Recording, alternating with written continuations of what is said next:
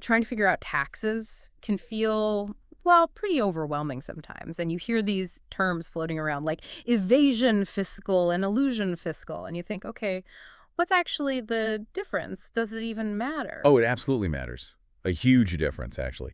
They both touch on reducing how much tax you pay, sure, but how you do it, and crucially, what happens after. Completely different worlds. Right. And that's exactly what we want to get into today. Yeah, that's the plan for this deep dive. We're aiming to really clearly separate tax evasion, that's evasion fiscal, from tax avoidance, elusion fiscal. Yeah. We want to unpack what they actually are, their main features, and like you said, the very different outcomes, both fiscally and legally. And we're grounding this discussion in, actual legal and fiscal documents. So we get a proper understanding, not just abstract ideas, but how these things are defined and handled in the real legal world. Okay, perfect. So let's start with the first one. Evasion fiscal, tax evasion. What's the absolute core thing we need to grasp? Well, the absolute core is that evasion fiscal is illegal, straight up. It's about deliberately not paying taxes that you are legally required to pay. And the key word there is deliberately. This isn't about making a genuine mistake, an error on your return. This is a conscious choice to ignore what the law says you owe. So it's not about clever interpretation. It's really just breaking the law. Exactly. It's a direct violation. You're actively going against the tax laws and regulations that are in place. There's no ambiguity about its illegality. Okay. And even though our source docs focus on the legal definitions, can you give us a sense of what this looks like practically? What kind of things count as evasion? Sure. While specific laws define the obligations, typical evasion examples would be things like intentionally not reporting all your income, maybe hiding earnings, Right. or maybe concealing assets so they can't be taxed. Another big one is claiming deductions for things that are completely made up or have absolutely no basis in the law. These are actions that directly contradict the fiscal code. And if someone actually does this, what are the immediate financial hits, the fiscal consequences?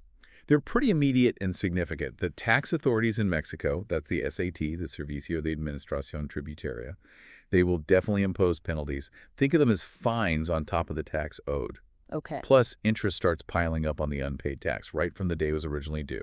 And, almost inevitably, the SAT is going to launch a full audit to figure out exactly how much was evaded. So it's not just paying the original bill later. There are extra costs piled on top. Oh, absolutely. And that's just the financial side. The legal consequences go even further. Tax evasion can lead to really hefty fines, and depending on how serious it is, especially how much money we're talking about, it can absolutely lead to criminal charges. Criminal charges, wow. Yes. And in serious cases, that can mean prison time. The legal system takes intentionally defrauding the government of tax revenue very, very seriously. Okay, that definitely paints a picture of why evasion fiscal is something to completely avoid. Now, let's flip to the other side. Elusion fiscal, tax avoidance. How is this fundamentally different?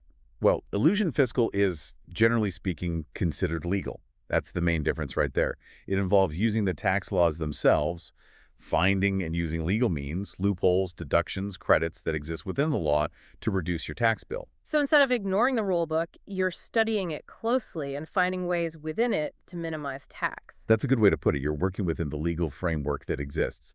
The goal is still less tax, yes, but the methods are supposed to be sanctioned, or at least permitted, by the legislation itself. Okay. Now, we sometimes hear this term planation fiscal aggressive tax planning. Where does that fit in? Is that kind of a gray area where avoidance maybe gets a bit too close to evasion? That's a really sharp point. Planation fiscal aggressiva refers to, let's say, very sophisticated strategies that really push the limits of acceptable tax planning.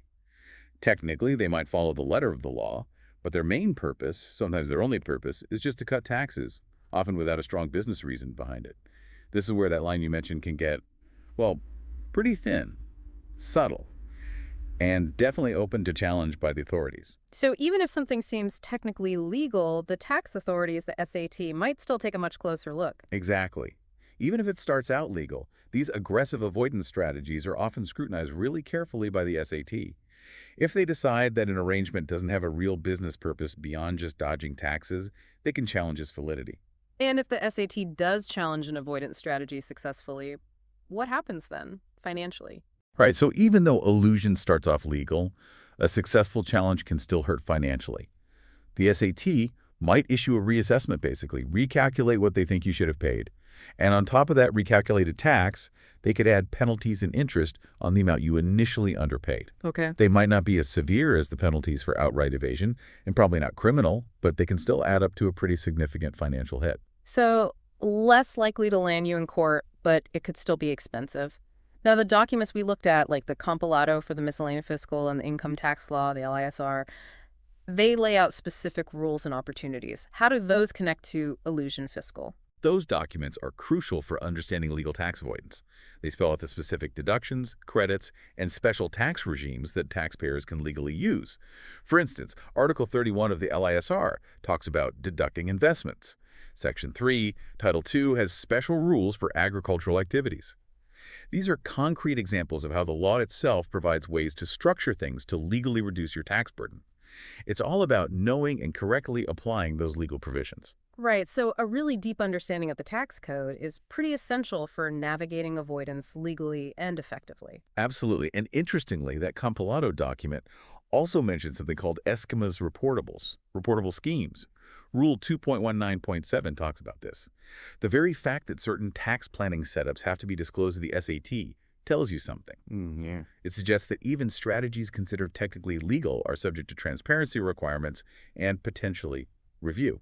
The SAT wants to know about and maybe take a closer look at arrangements that seem particularly aggressive, even if they aren't illegal evasion on their face. That's a really important point. Just because it's legal doesn't mean it's completely off the radar. Okay, so just to make sure we're crystal clear, can we quickly summarize the absolute key differences between avoidance, elusion, and evasion? Evasion. Sure, the number one difference is legality. Elusion, avoidance, works within the law. Evasion breaks the law. Got it. Breaking the rules versus using the rules. Exactly. And because of that, the consequences are totally different. Evasion can lead to criminal charges, prison time, plus big financial penalties.